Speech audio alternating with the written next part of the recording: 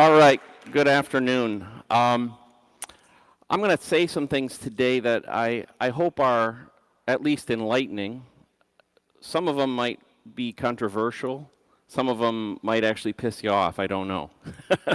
But I'm coming to you with some truth, and there are some things happening relative to Blockspace and specifically Blockspace scarcity that I don't think have gotten much airtime yet. And so we're going to start walking through that. I think to start with, let's talk a little bit about scarcity. Scarcity is specifically absolute scarcity really typically has only come through historical means. So for instance, if we have like a 1952 Mickey Mantle baseball card, that card only achieved absolute scarcity through the passage of time. It wasn't absolutely scarce at creation, and it had no value at creation. It was only later in time when that scarcity was recognized. When Satoshi created Bitcoin, he created really the first absolute scarcity at onset. And he did it through the release of the money supply through the halving and the proof of work mechanism. And so I think we all know that we end up at 21 million. But what I think most people don't think about is Satoshi created a second absolute scarcity, and that's block space. If we look at any period of time, let's say 1 year, then the amount of block space available in that window is absolutely scarce. It's finite, and unless you believe that 10-minute block times or 4 million weight unit blocks should be changed, then that's an absolute. So before I get to that, we're going to explain a little bit about block times and a block space. Before I do, though, just a question for you. If I said we're going to have a bet about the time it takes for the next block to process on the network, and I said we're going to put the under over at 8 minutes, how many people are going to pick the under? Raise hands. How many are going to pick the over? Okay, I want to bet with you people. So my team, sometimes, the beauty of the way Bitcoin was created was that we have access to all the data in the world, but it's not always assembled in a manner in which we like. So one of the things I've done with my team is we have gone back to block 1, and we've extracted several dozen pieces of data from every block and assembled them and started to run statistical analysis against them. And one of the interesting conclusions from that was that the median block time is 6 minutes and 40 seconds. Now that's over the last year, but interestingly it only varies by about 4 seconds if you go all the way back to the beginning. So what that means is if you're going to bet somebody on the time it takes for the next block to occur, the median, meaning 50% of the time it's faster than this number and 50% of the time it's slower, it's 6 minutes and 40 seconds. Now the average, the mean, is different. That number comes closer to 10 minutes. And so if you go from the beginning of time, you'll see that it's 9 minutes and 34 seconds. More recently, it's 9 minutes and 47 seconds. Now you might say, well, Bob, we're kind of nitpicking about a few seconds. But the reality is those seconds are very important. They add up. So I run a mining company. The faster those block times run, the more blocks per day that come out, and the higher the revenue is. That also means, by the way, that most people think about, you hear about 900 Bitcoin per day released into the supply. That's actually not true. It's more like 919, 920 is more the rate at which Bitcoin enters the money supply. So if you're trying to calculate the inflation rate or something like that, that's more the number that you should use. So you can see on the chart that right now what happens is we get about 147 blocks per day. Historically, we've gotten about 150. Now, if we look at Blockspace, since SegWit, and we won't go into any technical details today, but since SegWit, Blockspace is defined by weight units. And so Blockspace has a maximum of 4 million weight units. And what you see if you look at this chart in that left column average block weight is that historically it was kind of empty. But the last 6 months, it's completely full. So we're at 3.97 million average block weight size in every single block. Now, sometimes that's because we couldn't go into the technical details of it. What is it? Well, it's probably easier for people to think in terms of transactions. So what it means is that every block has just under 2,700 transactions right now. That's the average. So if we want to start thinking about what really is the capacity of the network, we have to put these things together. So if we want to look at like what a lower bound is for the throughput of the network in a given year, assuming the network actually hit the 10-minute goal, which it probably never will, by the way, at least as long as hash rate expands, we'll probably always run a little hot, but let's just be conservative with this number. We have 10 minutes. That means there'll be 52,500 blocks processed in the year. And if we take that 2,685 transactions per block, that means we have a network capacity of just over 140 million transactions per year. And if you go back to my original premise, which is let's not screw with block times and let's not screw with block space, certainly fought that war already, that defines the throughput of the network, at least on a lower bound. Now, could we do better? Probably a little bit. If we run a little hot like we have been and we run at that 947, and people, probably because fees are going up, get a little more efficient in the way that they do their transactions, they consolidate them, they do some of those sort of things, there's probably an opportunity to increase that number by about 50%, which would put us at about 4,000 transactions per block. But still, at the end of the day, what that means, we just over 200 million transactions per year is the capability of the network. Now, we have to put this in context. There's 8 billion people in the world. If we have an opportunity for only 200 million base layer interactions per year shared by 8 billion people, and we'll go into this math a little more in a second, we have a problem. If we also consider there are 334 million companies in the world, again, there's a problem. There, by the way, just another interesting stat, there's approximately 600 million entrepreneurs in the world. But a lot of these numbers overlap a little bit. But still, these are very large numbers. And if you're here at a conference like this, you're here like me because you want to see Bitcoin win. You want to see Bitcoin adopted widely across the world and become the money of the future. But we have to face certain realities based on the mathematics and the capabilities of the network. Right now, if we look at self-custody, it's a little difficult to determine how many people actually self-custody, but we can get some metrics. There are 48 million people, or there are 48 million addresses that hold some value of Bitcoin in them.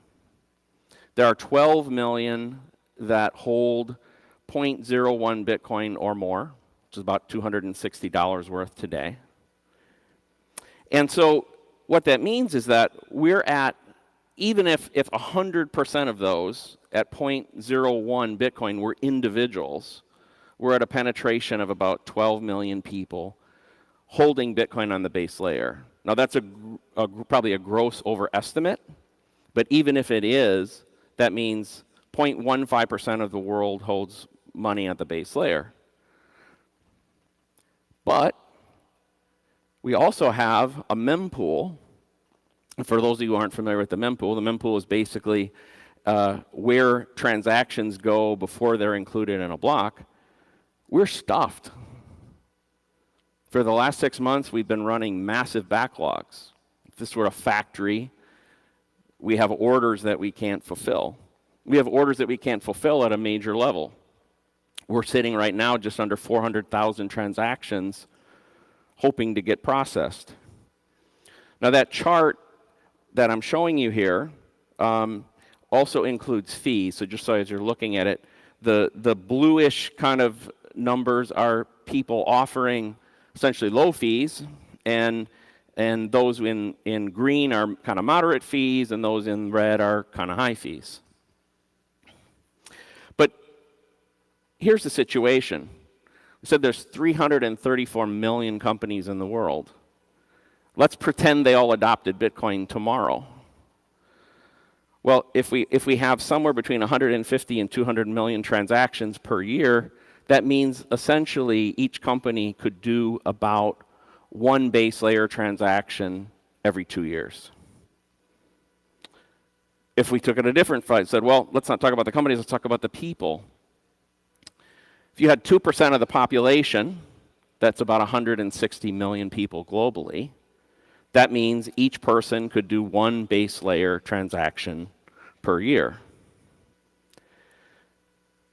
If somebody out there is holding a massive amount of Bitcoin and you wish to, let's say, donate 1,000 sats to every person in the world right now, and you did an individual transaction for that, it would take you 40 years of consuming 100% of the network capacity to do that.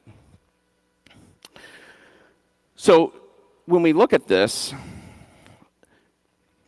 it's not advancing. Right, there we go. Okay, I want to step back with that in mind a little bit and talk about the subsidy. So Bitcoin miners and the network runs on a reward system. Every block rewards the winner of that block with a subsidy plus fees. And I think most people are aware of that, or something like that. Most people are aware that right now that subsidy is 6.25 Bitcoin, that the halving is coming next year, and that number is going to be cut in half.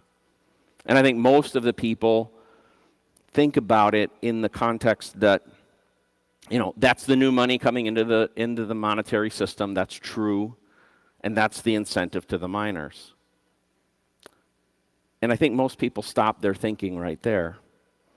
But I think Satoshi, part of his genius when he set up Bitcoin was it was more than that. I think other things to benefit the ecosystem were part of that subsidy.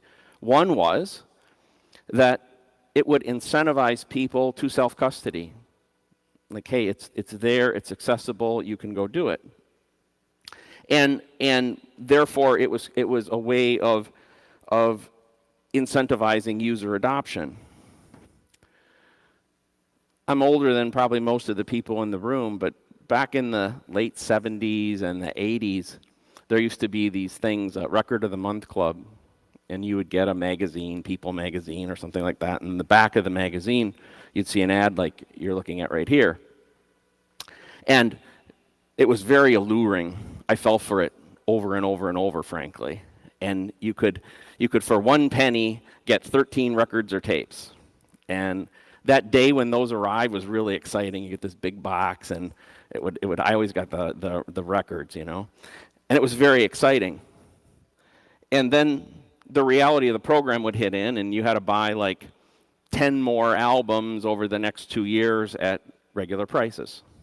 And they were a little overpriced. They weren't horrible, but as a teenager, let's say, I'd have to scrounge the money up to make that happen. But the truth was, you know, what was it? It was a limited time offer. Bitcoin, because of the subsidy, has really been very similar. We've had our introductory period. We've had unlimited access to the world's most secure digital network. virtually for free whenever we want. And I believe this offer is about to expire, that we're about to enter a new era. And I think that will cause a lot of us to rethink how we interact with Bitcoin, and maybe as we're trying to bring new people in, how we sell them on it. There's a great quote, former British general, that said, "A luxury once enjoyed becomes a necessity." And so just to kind of reinforce what I just said, I think that's what we've been living. We've been living in a luxury, again, the world's greatest, most secure digital network available to us at will whenever we want. And we've gotten used to thinking that that will always be the case. But here's the reality. I showed you the math before, and this will probably sound sacrilegious. Very few people will be able to hold their own keys. You can't have 8 billion people in a network that processes 200 million transactions a year and have everybody hold their own keys. That doesn't mean I like that, by the way. I'm just telling you what it is. And I believe that we do not want to go through block size wars again. I believe the network was properly shaped. But we're in a very select privileged group of people who've had access to this for 15 years. There is a small window still open, but not much. So, a few things to think about. For this group, if you have Bitcoin outside of the on-chain system, now's the time to move it in. You can still do it for free at will. But this next part will sound a little funky. If you have money that's on the base layer that you might need instant access to, let's say you know that you're going to purchase a car in a year from now. Well, I can't sit here and guarantee you that you can move money from the base layer at will at a low price a year from now. So you might want to start thinking about whether or not you can find some other place, and I'm not here to tell you what that place is. I really don't know. But you might want to think about where you would move that. Consolidate your UTXOs. I gave you some stats before. There's 48 million addresses that hold some Bitcoin. Only 12 million hold 0.01 or more. That means 36 million addresses hold less than 0.01 Bitcoin. Okay, I don't know who they are. I may even have a couple of them myself. I need to go back and look. But you gotta do the consolidation right now of UTXOs and of stray addresses. The importance of Lightning cannot be overstated. The network cannot grow without Lightning, and we'll talk about this in a minute. In the future, you're going to have to think about base layer interactions well in advance and plan them. And if you're going to want to do 2 or 3, let's say in a given year, I mean, remember you're using a big percentage of the world's bandwidth. How can you consolidate them? Can you do something with 2 inputs and 4 outputs instead of maybe doing them one at a time? And start rethinking some of the messaging to newbies, because I think the ability to self-custody isn't going to be available to everybody at all times. So this is a little chart I put together. I call it Bitcoin purity. And like I say, it feels a little dirty to make something like this, but I feel I have to. So I think we all know that the ETF initiatives are out there in force. Whether you like them or not, they're out there in force. And they might represent the smallest form of Bitcoin ownership. I would say, by the way, even off this chart are things like ownership of like Bitcoin mining companies. That's not a Bitcoin investment. You don't have any title to it. There's not even kind of an indirect inference. And as you move up this table, you'll see You know, I put exchanges in 2 categories, those that have proof of reserves and those that don't. We've got FEDI and that whole initiative, which I think is just like Lightning, absolutely imperative to the growth and success of the network. You have Lightning wallets, and then you have the on-chain. I'm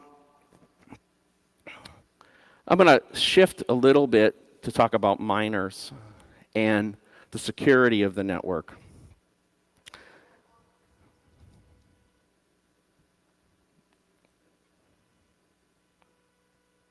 Okay, what did I do?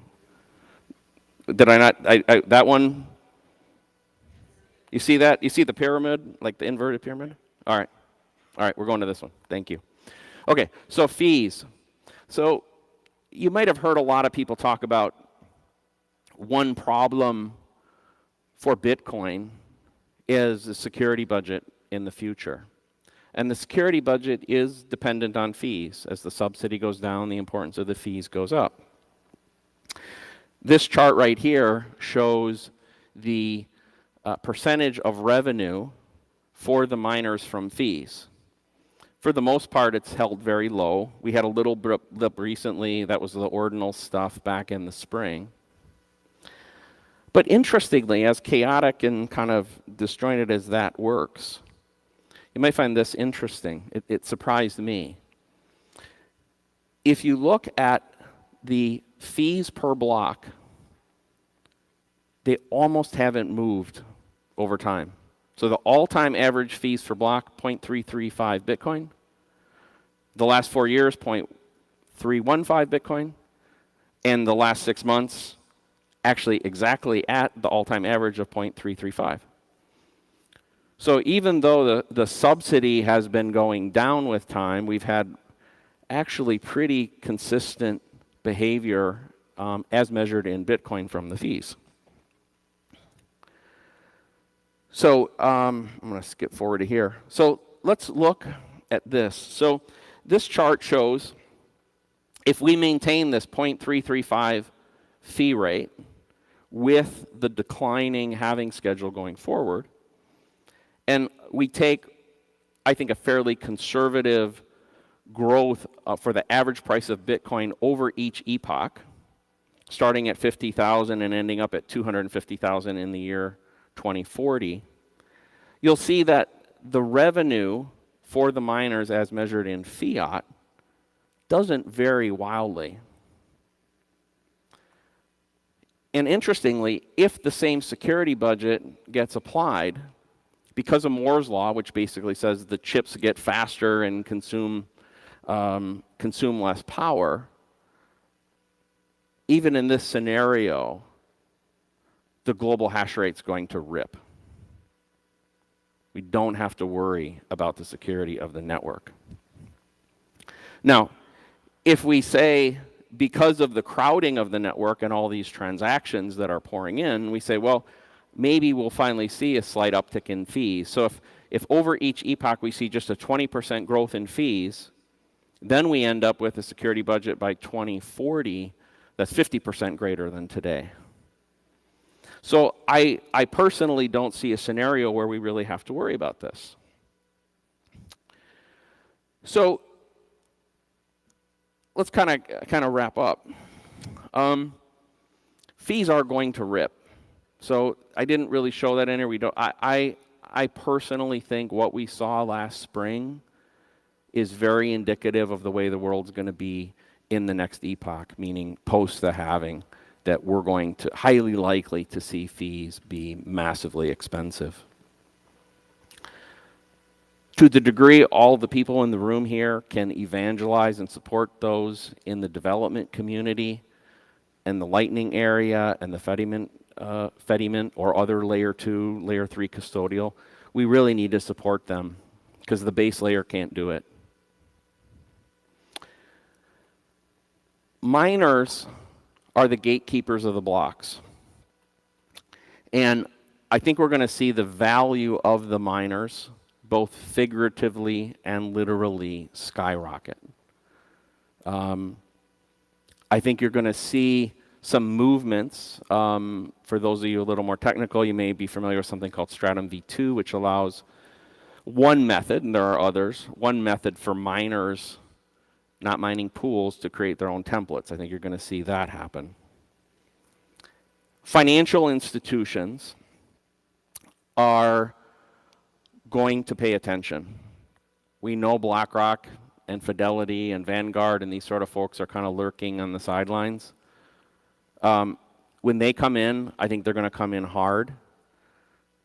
I think there's a thought process often that it is the energy companies that will move hard into mining. I think there's some truth to that, but I think it will pale in comparison to the strength with which the financial institutions try to come in and attack mining. And I use the word attack because I think it's something we have to be a little fearful of. So I'll close with one last slide. And I'm almost 60 years old, and but I'm a system designer. I think Bobby told you a little about my background. And I think long term, I believe what we're trying to build is a monetary system for the next 1,000 years. And we often have to step back and not think about today or 2 years from now or a decade from now, but think about much longer time periods. We suffered through the block size war 5-6 years ago. I believe there will be one more war. I hope I'm wrong. But I believe it will be a block time war, not a block size war. Because if you think back to the thing I started with, there's only really two ways to increase the capacity of the network: the block time or the block size. We've already fought the block size war. There will be a point when we hit roughly a decade from now where, for all practical purposes, all the Bitcoin is mined. The subsidy is almost meaningless. And so I believe, and I want you to watch out for this, I believe there will be forces that will say, well, therefore, we can increase the block time from, let's say, 10 minutes to 5 minutes, or decrease it from 10 minutes to 5 minutes. We will not affect the inflation rate of Bitcoin, and we will double the capacity of the network. The financial institutions are going to want to do that because they are going to be beholden to the fees by the mining network, and they're going to want more capacity. Like I said, I mentioned I'm 60 years old. This may happen when I'm in my mid-70s. And so I'm here today, and I will be repeatedly while I'm still here talking to you, because most of you are younger than me. And I want you to be aware of this. I want to preempt the attack vectors and nip these in the bud and not allow this thing to take hold. So I'm making a prediction, as I said, I hope is not true. I am not here to scare anybody. Bitcoin is strong, we are secure, and we will win. So thank you.